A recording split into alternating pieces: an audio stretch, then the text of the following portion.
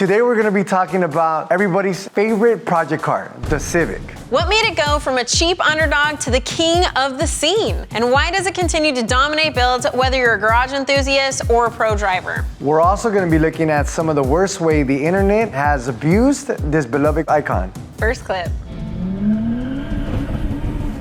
Oh, wow, he's holding those gears a little long. He's boosting, right? Sounds like it. Ooh, yeah, you can hear it. Oh. Sorry, I shouldn't be laughing. I'm sorry. You're foul for that Oh no! Too soon? Too soon? one. My son left the hood on. Didn't close it right. Look at that. Supposedly this guy popped VTEC. I didn't pop VTEC, my hood popped up, right? But I mean, can you explain to people what VTEC is? Because everybody hears just a giant roar at a certain RPM, say 4,000 RPM, 5,000 RPM. What is that like? VTEC stands for Variable Valve Timing Electronic Control and is where I'm able to use two separate cam load profiles for a different RPM range. So when I hit that VTEC, your camshaft is now utilizing a different cam load profile with a larger lift and a longer duration, meaning that the valves are opening up more and for a longer period of time to allow for more air through the engine at a higher RPM when demand is high. So now you get it. When you hear that like, bop, that's what that is. It's like Angie's Civic, for those who don't know, the one I was supposed to race, but she's scared. Oh, I'm scared. No, I'm playing, I'm ready. She's not scared, she's ready, I'm not ready. We got the Donut Boys EG right here, the EK with VVTIs on it. Your Civic right here, this one has VTEC, right? This one does, and in fact, a lot of people will eliminate VTEC because it is an extra variable when it comes to tuning, and it is a harder thing to tune in. Remember when they used to talk about the Civic? They used to be like, oh, you're building a little baby Civic? Little four-banger. Yeah, now when you pull up to a race or a car meet and you bust out a laptop on this little four-banger, you get a lot of respect from the V8s. Yeah, These people big don't boys- underestimate you near as much anymore. Oh no, we've evolved. These cars are expensive now. They're not cheap. It's not uncommon to see, high-level builders and tuners building Hondas that are 1,000 horsepower. It's crazy, and it costs a lot of money to do that. It's not the same as before. And to an extent, there is no replacement for displacement. So if I was to dump that same amount of money into, let's say, an LS or something, I'd likely make more power out of it. But you are also going to be able to get higher RPM, also power to weight ratio, right? This is a lot lighter Big of an time. engine. Big So time. track style racing, you're gonna get a better balance in the vehicle. So there's a lot of pros and cons. I built this just because I liked being underestimated. It was my first car, and I was like, one day this is gonna be a classic. And I think it's still going there. I've got matching VINs, I'm ready. From when we started to now, like if you say, hey, I want to start a project, now you look at a Civic like it's a big boy project. It's not a little boy project. It's not like, oh, you're broke and you're gonna start a Civic project. No. You better have money. You're gonna spend the money for sure. Because you're gonna spend money building these cars. You kind of think too, what's happened in the past is that horsepower expectations were a lot lower. Yeah. 300 horsepower used to be a lot. When I lot. first started this build 20 years ago. You're so young. Yes, when I was 5 years old. No, 20 years ago, when I bought this car and I started this build, 300 horsepower was a lot, and that was my goal. And it was like, whoa, that's such a big goal. 300 horsepower ain't now, a nice Camry makes 300 horsepower now. You want to impress people, it's gonna take more. And if you want to make more power, then you're gonna need better parts and you're gonna need more money. It's expensive. It's expensive. Let me get this next clip. Look, I get it. You leased your car and you fell in love with her. She's your baby. You don't want to return her. You want to commit to her forever after. Well, with today's sponsor, LeaseIn, you can buy out your lease so you don't have to part with your dearly beloved. Hey, bud, I'd love to make that process as incredibly complicated and painful for you as physically possible. Nope, I've got LeaseIn.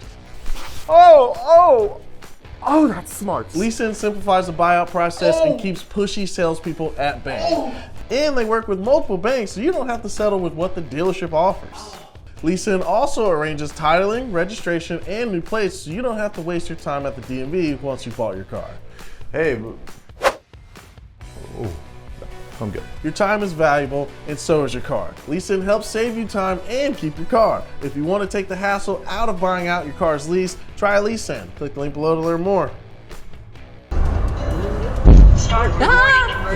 Oh God, that thing just blew up in flames. A fuel line probably blew out. Usually you used to carry your fire extinguisher right there just for show and tell. Right. Just to look like a cool guy. But it does come in handy when you're like around with the car and you forget a fuel line and it's a pressure line or a return line that's just like loose.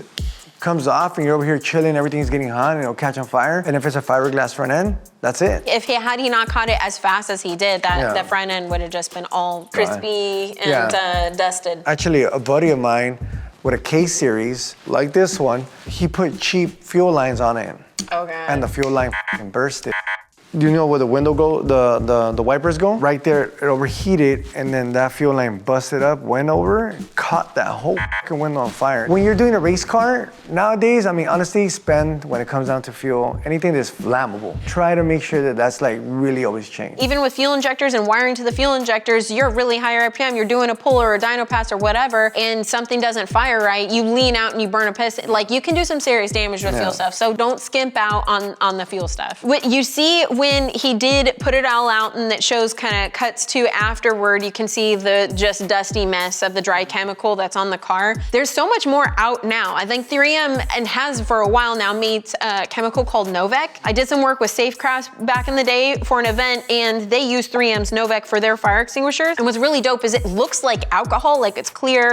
It actually evaporates really quickly like alcohol does, but obviously it's a fire retardant, not an accelerant. And it is non-conductive, it doesn't leave anything behind. So it leaves everything super clean. So it puts out the fire that much faster. There's nothing left behind because that dry chemical, it's like the stickiest powder you'll ever come across. It's a really big pain in the butt. I have a fire extinguisher in my car, but my big plan is to upgrade to something that uses Novec. Shout out 3M, sponsor me, please. It's very commercial right now. No, the first time I saw that, I was like, no way this exists. Why is everybody not using it? And today's episode is sponsored by... What's up, y'all? To celebrate our new RMS merch drop, we're gonna be doing a meet and greet at Zoomies March 29th from 3 p.m. to 5 p.m. So be there or be square. Say what's up to us, we're all gonna be there. Sandro, have you ever had to put out a fire while you're driving? Actually, I have, but that's because I connected an alarm in the bottom and it started catching on fire. Oh. Did it wrong. Boom, I ripped it off wherever it started. Smart. But then it caught fire Oh my God. on the other side because it was an old Pontiac. And you know how it has that like wood more cloth flammable or there, flammable right there? I was over there like, oh my God. I pulled over to the side and then I stomped it out. So You stomped it out. I stomped it out. No fire extinguisher, no problem. I think people thought I was dancing outside. Like this was drunk off his ass. So he's like, no, that wasn't going down. That wasn't going down.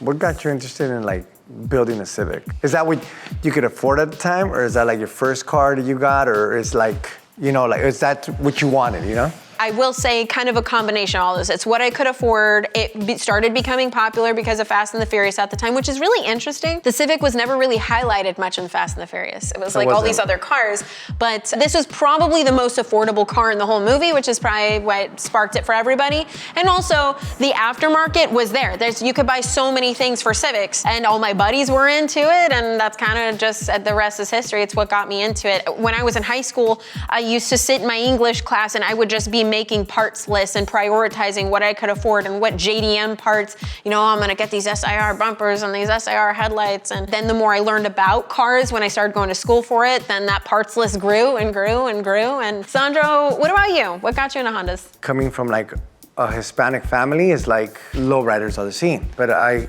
heard a Honda and I was like, damn, I like how that sounds. And then I saw one like slam. I think this guy burned the springs, pulled it up in the shop, and it was just like scraping everywhere. For some reason, I love that shit. I was like, you know what? That's tight. So I was into those Hondas, and then my cousins got Hondas, and then after that, it was just, I love them. And I love to be the underdog always. Like you show up. You like that, yeah. Yeah, you show up and they underestimate you and then you fucking spank the shit out of them with your little 4-cylinder on the B8. Yeah. And they were fucking mad as That's what I liked. It's just that roar. You're right. You know what? It does have a very distinct, roar. yeah. When you had it, no cats, straight pipe all the way back, and that intake just sucking all the dirt in, you know, no filter.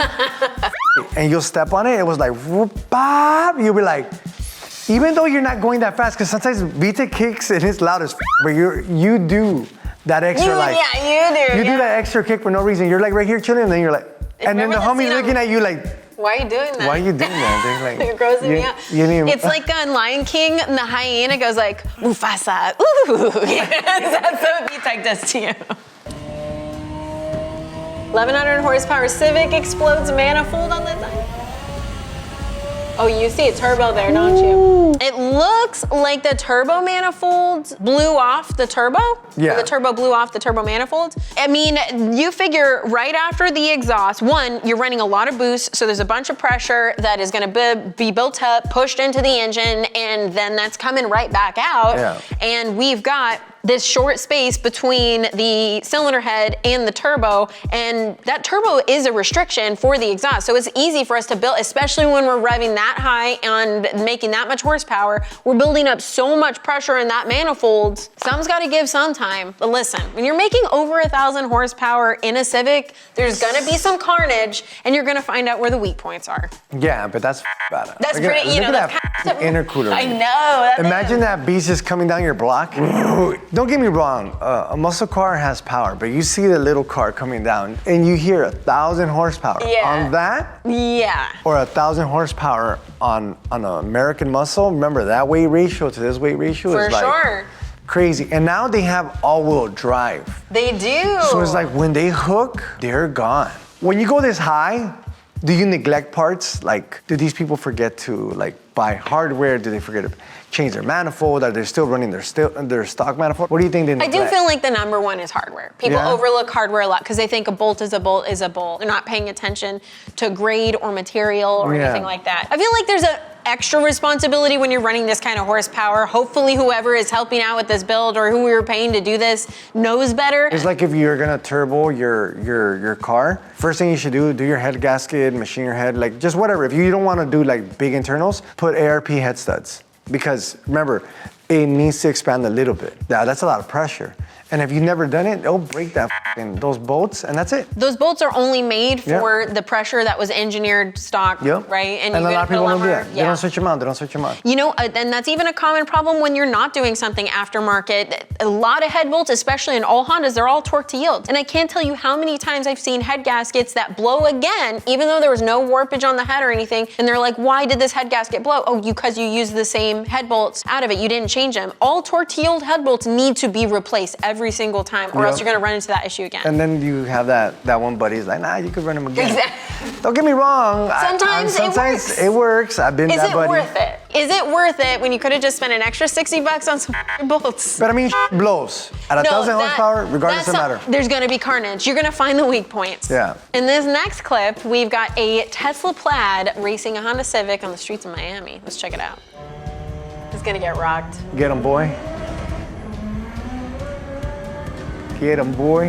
Yee! Wow! Yeah. Yes. Eat that fool up. I like how he let go just in case the Tesla was gonna catch him. Like I already whooped you. I already whooped you. I already We're whooped you. done. Stop We're it. done, okay? We're not doing 200 miles an hour. Stop it. Hey, I used to do that. Like I would pass him a little bit. I'd be like, that's it. That's what I beat it. you. We're done. That was it. He's like, wait, we were gonna go. That was it. Come No, on, I stop. beat you. Stop it. You lost. It. Every It's time. embarrassing now. We were just talking about the underdog stuff being underestimated. I love that. Love that. It could be a Hellcat that pulls up to a Civic. Yeah. And it's just some shit box Civic. And it still thinks twice because it knows what time it is. And especially if that fool just has a random laptop right there with StarCraft and it really doesn't have nothing in there. It's just a video game in there. laptop. Just to act like he's moving around. He's like, you want this? Hold on.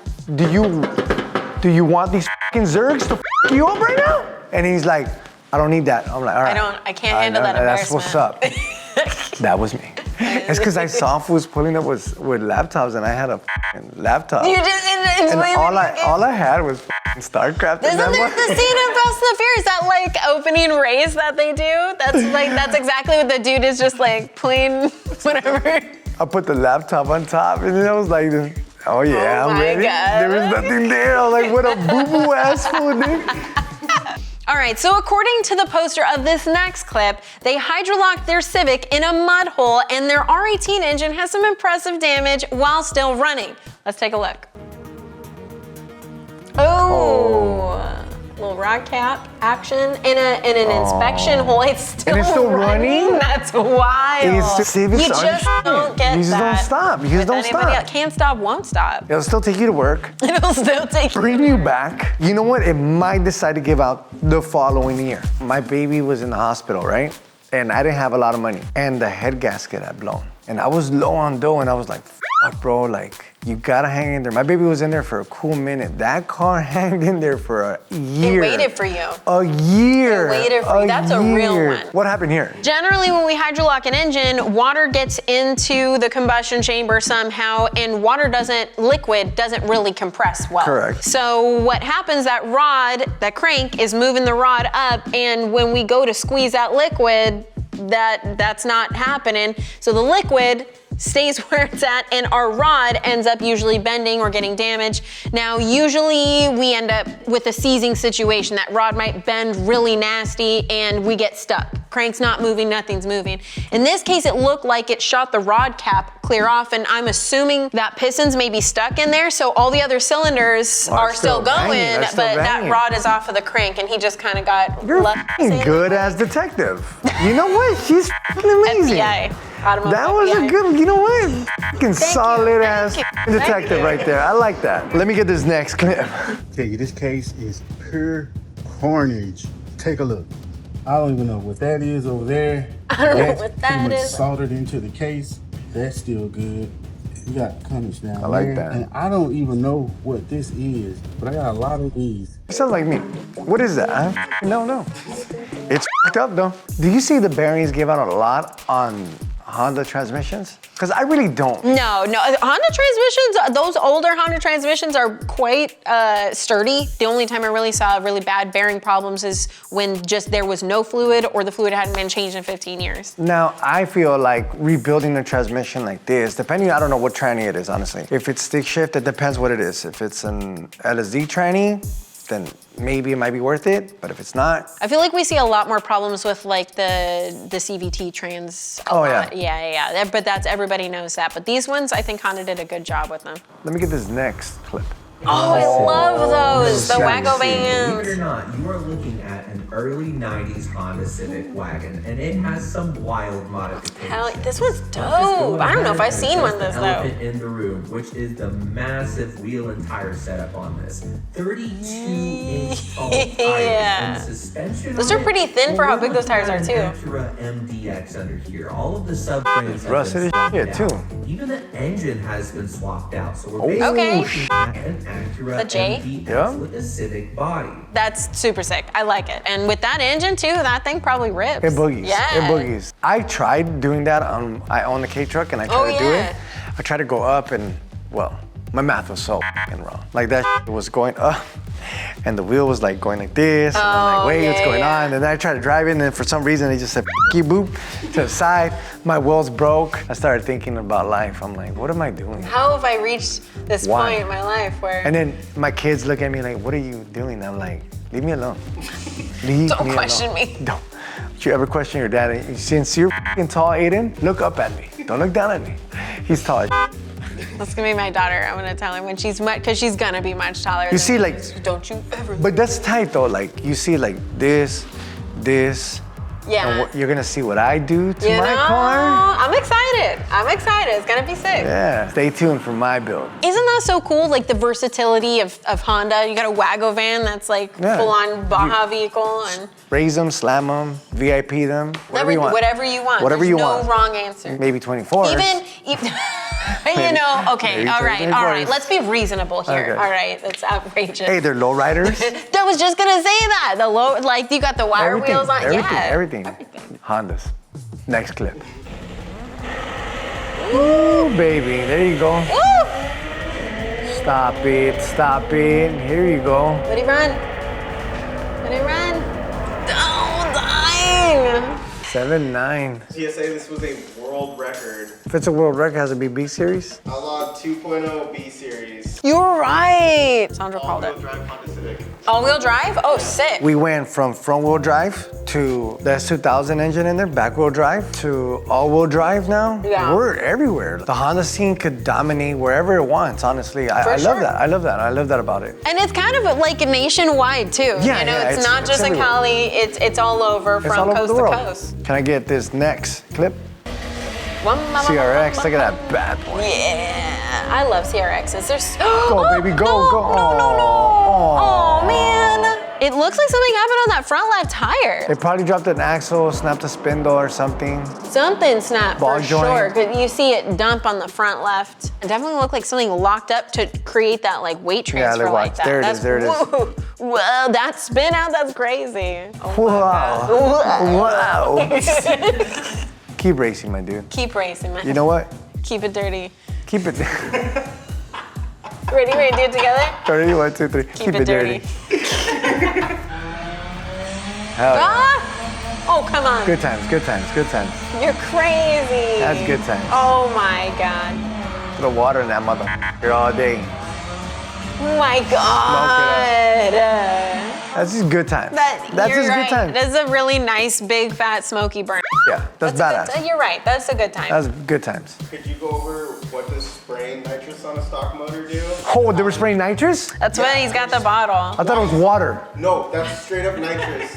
Oh, shit. What is that doing? How is this different from nitrous injected? There's different types of nitrous injection, whether it's like a wet shot or a dry shot, but nitrous in general contains a lot more oxygen than the actual air around us. We don't use just straight oxygen because it's not as stable as nitrous is. So when you have nitrous injected into an engine, whichever way you do it, the reason why they call it forced induction is because we are forcing more oxygen in. With a turbocharger and a supercharger, we're pressurizing air to shove it in. With nitrous, we are injecting nitrous oxide, which has more oxygen in it. It's a little bit harder to control, and this is one way to do it without actually adding a nitrous kit on. I've never actually seen somebody do this. I seen that, like the line just straight into there because you don't have the fucking management system and you're just fucking popping it up. When you are doing that, you need to meet that with the right amount of fuel. If not, you lean out, you melt pistons, and have carnage. That's true, but then you have the needles, the shooters. He probably has the shooters in there, but he doesn't have the.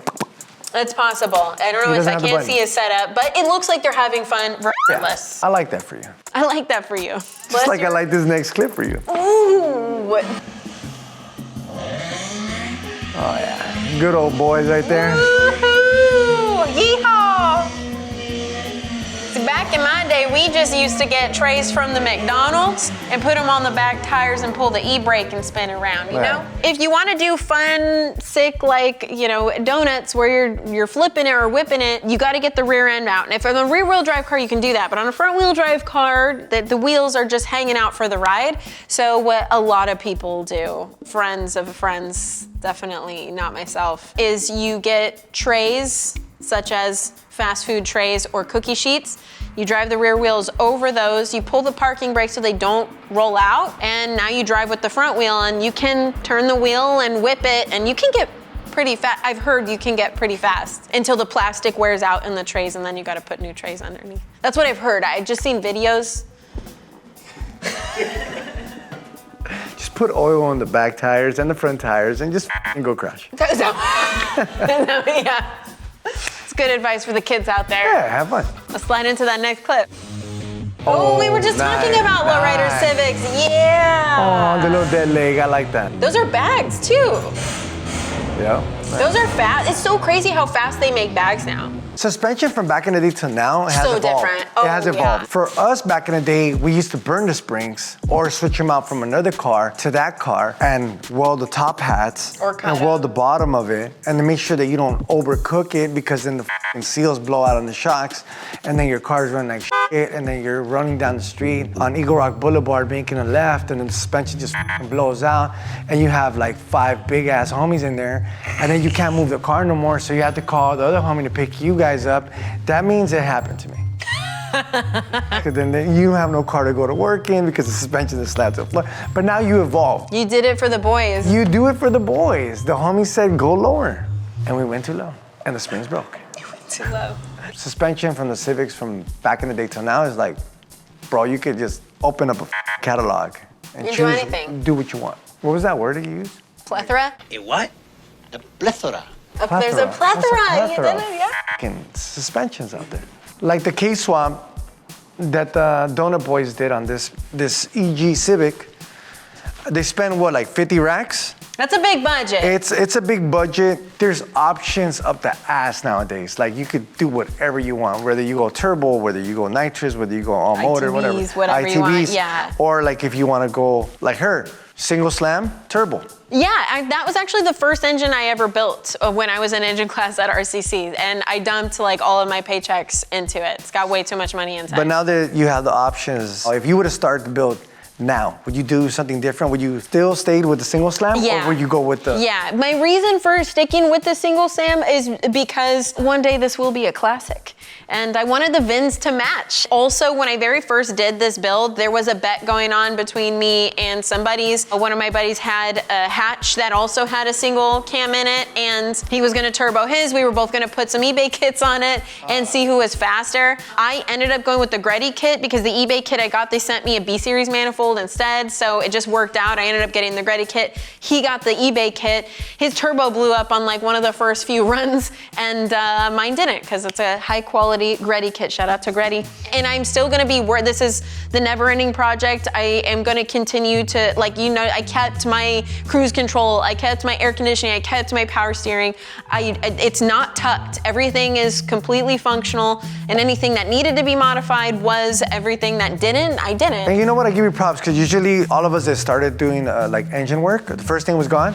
Cruise control, power steering, air conditioning. Air conditioning, and you still have everything. That was one of my I mean, I still have the evap equipment on there, still got CAS, still got everything. You still pass smog, I right? still pass smog, you know. It is a smog legal kit on there, so I just wanted to keep it, you know, that way. I feel like it's classy, it's simple. One of my flexes at the track is when everybody's sweating their butt off in their car waiting in line to do a run. My hair is blowing in the AC. It's easy for me to turn that is a nice flex. Whichever way I want to. No lie, no, that's a nice flex. So as you guys can see, Civics have evolved. They're top dogs now. Yeah, for sure. Top dog. Yeah, you're not gonna get underestimated, I think, like you used to. And you can go as little or as hard as you want to. The options are out there. It is definitely a lot more affordable than a lot of other options. The parts are out there. Or you could do crazy stuff like me. Get out of the Honda scene and put an SR20 in there. Sell out. I'm just kidding. He's probably gonna beat me. He's probably gonna beat me. You guys could sell out with an SR20, send it this way. Just send it this way, yeah.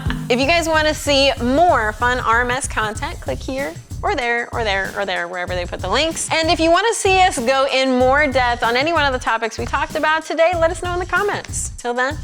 Deuces, RMS, baby.